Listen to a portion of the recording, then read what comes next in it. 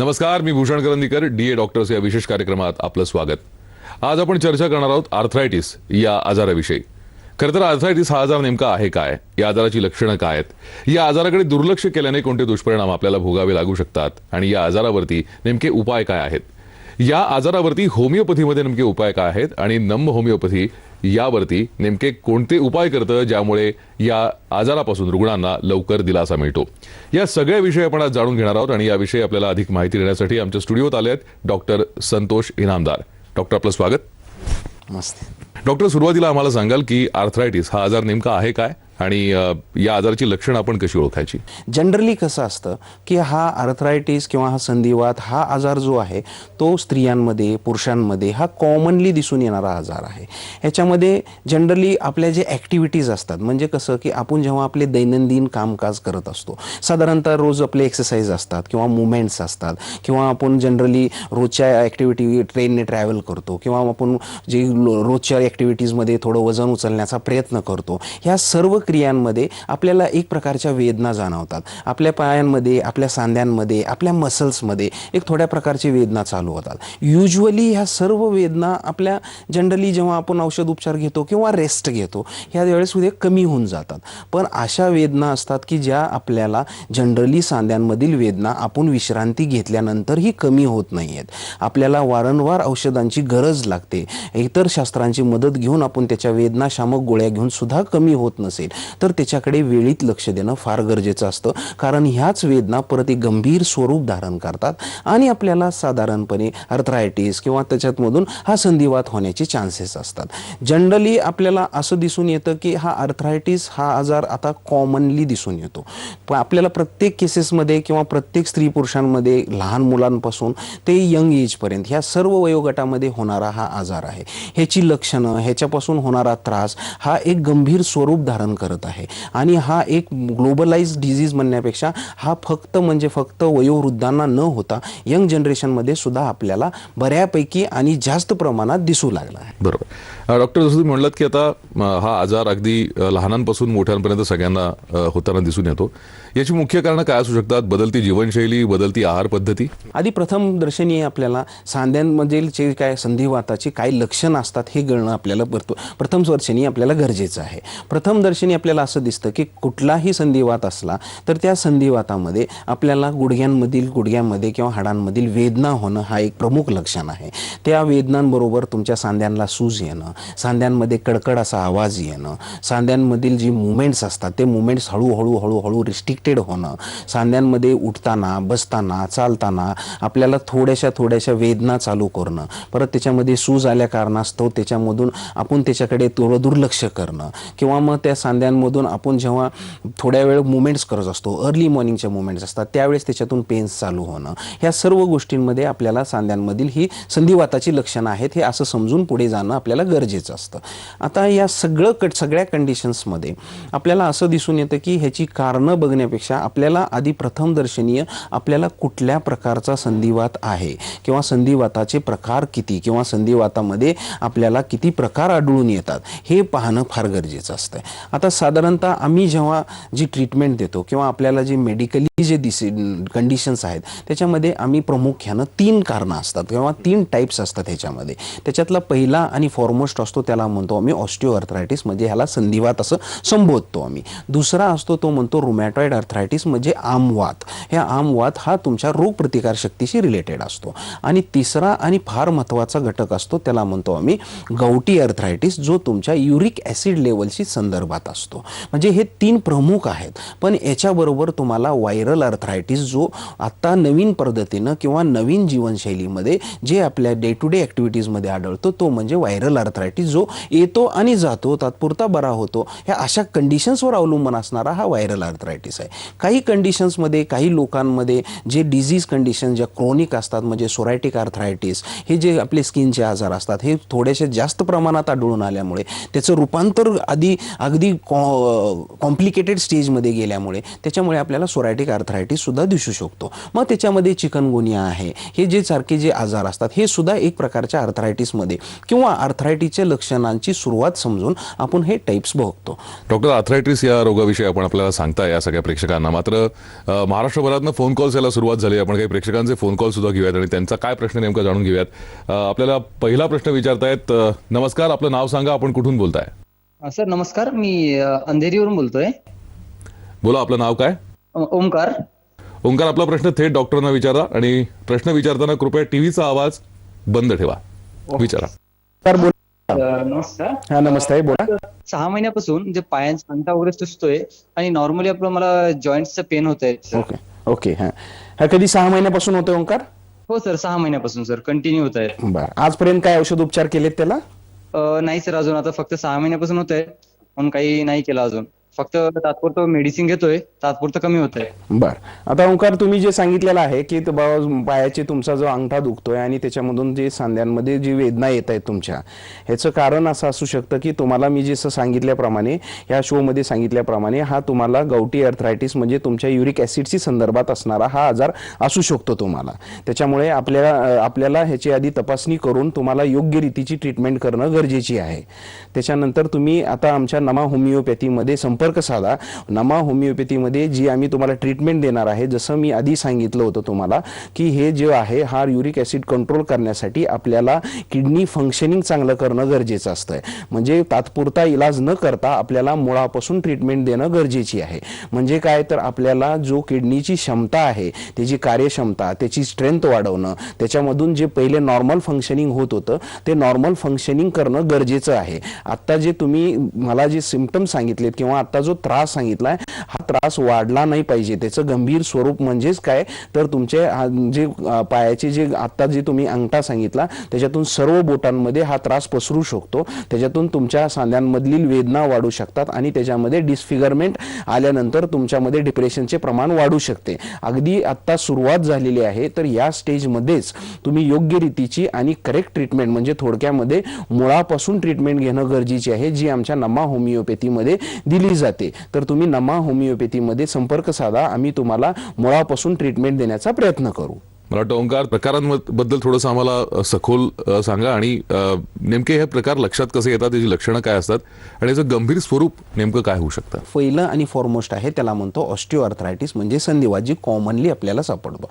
ह्याला आम्ही थोडंसं डिजेनरेटिव्ह चेंजेस म्हणतो. डिजेनरेटिव्ह म्हणजे काय तर आता हे वयोमानाप्रमाणे 2 हाडांमधील जी गादी असते त्या गादीची झीज झाल्या कारणाने, म्हणजे थोडक्यात काय तर त्या गादीचे थोडेसे कार्टिलेजचे, ज्याला आम्ही इंग्लिशमध्ये कार्टिलेज असं संबोधतो, त्या गादीची झीज झाल्या कारणाने त्याच्यामधले जे सायनोइल फ्लुइड असतं म्हणजे त्याच्यामधले जे वंगण म्हणतो आपण, जे तेल असतं ते ड्राय अप म्हणजे कोरडं पडलेलं असतं. त्याच्यामुळे हाडं एकामेकाला घर्षण करतात. ते घर्षण झाल्या कारणास्तव त्याच्यामध्ये नसा दबल्या जातात. त्या दबलेल्या नसांमधून आपल्याला वेदना होतात. त्या दबलेल्या नसांमधून आपल्याला सूज येण्यास चालू होते. त्या दबलेल्या नसांमधून तुमचे मुवमेंट्स रिस्ट्रिक्टेड होतात आणि तुम्हाला डिस्फिगरमेंट म्हणजे सांध्याचा आकार वकार बदलायला चालू होतो. म्हणजे हे प्रमुख लक्षणं दिसतात.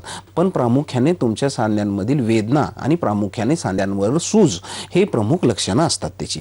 मग आता ह्या गोष्टींमध्ये ह्या झाला डिजेनरेटिव्ह चेंजेस. ह्याच्यानंतर जो दुसरा प्रकार असतो जो फार कॉमनली आपल्याला दिसायला लागला आहे त्याचं म्हणजे रुमॅटॉइड आर्थरायटिस, त्याला आमवात असं संबोधतो आम्ही.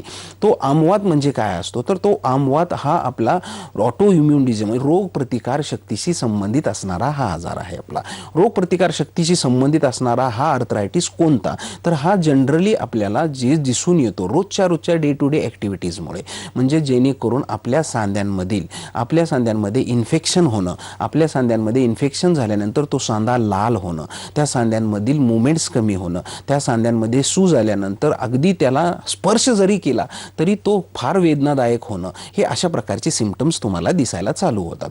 अशा ह्या रुमॅटॉइड आर्थरायटिसला हा तुमच्या रोग प्रतिकार शक्तीशी रिलेटेड असल्या कारणानं ऑटो इम्युन म्हणजे काय तर तुमच्या स्वतःच्या रक्तपेशींनी तयार केलेला तो आजार असतो. पण जनरली आपण हा आजाराच्या कंडिशन्समध्ये आम्ही हा मुळापासून ट्रीट करण्याचा आम्ही प्रयत्न करतो. साधारणतः हा जो तिसरा प्रकार आहे तो आहे गौटी आर्थरायटिस. ह्या गौटी आर्थरायटिसमध्ये हा आपला युरिक ॲसिडची संदर्भात असणारा हा आपला संधिवात आहे. ह्याच्यामध्ये कसं असतं की तुमच्या युरिक ॲसिडचे प्रमाण शरीरामध्ये रक्तामधील युरिक ॲसिडचे प्रमाण जास्त वाढल्या कारणास्तव हा होणारा आजार आहे. ह्याच्यामध्ये कसं असतं की जनरली जेव्हा युरिक ॲसिडचे प्रमाण रक्तामधील वाढलेलं असतं त्यावेळेस ते एक्सक्रीट करणं हे किडनी फंक्शनिंग किडनी थ्रू होत असतं. हे जनरली नॉर्मल क्रिये थ्रू घडत असतं. पण नॉर्मली हे क्रिया घडत नाही आहे. म्हणजे काय होतं तर तुमचे जी युरिक ॲसिडचं प्रमाण असतं ते रक्तामधील वाढल्या का असतं ते आपल्या स्मॉल जॉईंट्समध्ये म्हणजे थोडक्यात की पायांच्या बोटांमध्ये तुमच्या दोन्ही अंगठ्यांवर छोट्या छोट्या जॉईंट्सवर म्हणजे हाताच्या बोटांमध्ये इथे सगळीकडे युरॅनेट क्रिस्टल्स म्हणून जमा होतं. जेव्हा हे युरॅनेट क्रिस्टल्स म्हणून जमा होतं मग तिथे तुम्हाला वेदना होण्यास चालू होतात. वेदना होण्यास म्हणजे काय होतं तिथे तो लालसरपणा यायला चालू होतो. मुवमेंट्स रिस्ट्रिक्टेड होतात. तेव्हा तुम्हाला असे जी सूज असते ते सूज जास्त प्रमाणात व्हायला चालू होते. हाताची बोटं पायांची जी फिंगर्स असतात ते आपल्याला मुवमेंट्स करण्यामध्ये थोडासा त्रास व्हायला चालू होतो. मग ह्या सर्व कंडिशन्समध्ये परत तिथे आमच्या होमिओपॅथीमध्ये जी नमा वैद्यशालेमध्ये किंवा नमा होमिओपॅथीमध्ये जी फॉलो केली जाते तिथे मुळापासून ट्रीटमेंट देण्याचा आम्ही प्रयत्न करतो. जो मुळापासून ट्रीटमेंट दिल्यानंतर तो जो युरिक ॲसिडचं प्रमाण आहे ते रिड्यूस करून आम्ही तुमच्या किडनी फंक्शनिंगवर काम करण्याचे मेडिसिन्स देतो. म्हणजे साधारणतः कसं आहे की हे तिसरा आणि इम्पॉर्टंट प्रकार आहे तो म्हणजे गावठी आर्थरायटिस सुद्धा हा मुळापासून बरा करण्याचा आम्ही प्रयत्न करतो. डॉक्टर तुम्ही सखोल विवेचन केलं यामुळे मला असं वाटतं प्रेक्षकांच्या मनातले जे आर्थरायटिस संदर्भातले प्रश्न आहेत तर त्याची उत्तरं मिळाली असतील. मात्र याची नेमकी कारणं काय असतात आपण कसं या कारणांकडे बघितलं पाहिजे. ज्या व्यक्तींचा रेग्युलर एक्सरसाइज असतील त्यांचा मसल टोन चांगला राहतो आणि सांध्यांमधील त्याचं सर्क्युलेशन चांगलं राहतं. त्या सांध्यांभोवतीचे जे मसल्स आहेत त्याच्यामधला टोन चांगला निर्माण होतो. पण मात्र ते न केल्यास्तव तुम्हाला संधिवात होण्याचे चान्सेस असतात. दुसरं आणि फॉरमोस्ट कारण आहे की प्रॉपर म्हणजे म्हणतो आपण त्याला पोषक आहाराची कमतरता. पोषक आहाराची कमतरता म्हणजे काय तर साधारणतः आपल्या शरीरामध्ये हाडांमध्ये चांगली बळकटी असण्यासाठी calcium vitamin D3 B12 folic acid किंवा मग तुमचे बाकीचे जे घटक आहेत कार्बोहायड्रेट्स प्रोटीन्स विटॅमिन्स हे जाणं गरजेचे असतात आपल्यामध्ये. पण त्याची पोषक आहाराची कमतरता मिळते म्हणण्यापेक्षा वेळेअभावी त्याच्याकडे लक्ष दिलं जात नाही. वेळेअभावी जर नाही लक्ष दिलं तर ज्या वेळेत आपल्याला लंच घेणं हवं आहे त्या वेळेमध्ये लंच पिरियड न घेता आपण इव्हनिंग पिरियडमध्ये लंच घेतो कारण स्किप केलं जातं. मग ह्यामध्ये तुम्हाला तुमचं पोट तरी भरलं जातं पण मध्ये पोषक आहार मिळू शकत नाही. मग हे पोषक आहाराचे लॉंग टर्म इफेक्ट्स तुम्हाला दिसतात. म्हणजे त्याच्यामध्ये हे कमी पडलं तुम्हाला कॅल्शियम व्हिटॅमिन D3 हे पोषक प्रमाणात न मिळल्या कारणास्तव सुद्धा तुम्हाला आर्थरायटिस होण्याचे चान्सेस असतात. थर्ड इम्पॉर्टंट गोष्ट आहे की मानसिक ताणतणाव. आता ह्या मानसिक ताणतणावाचा सुद्धा होमिओपॅथिकच्या दृष्टिकोनातून त्या ज्या व्यक्तीमध्ये जे मानसिक ताणतणाव असतात पण 24 आवर्स किंवा सारखे ते व्यक्ती टेस्टफुल कंडिशन्समध्ये राहिल्या कारणास्तव सुद्धा तुम्हाला आर्थरायटिस होण्याचे चान्सेस असतात.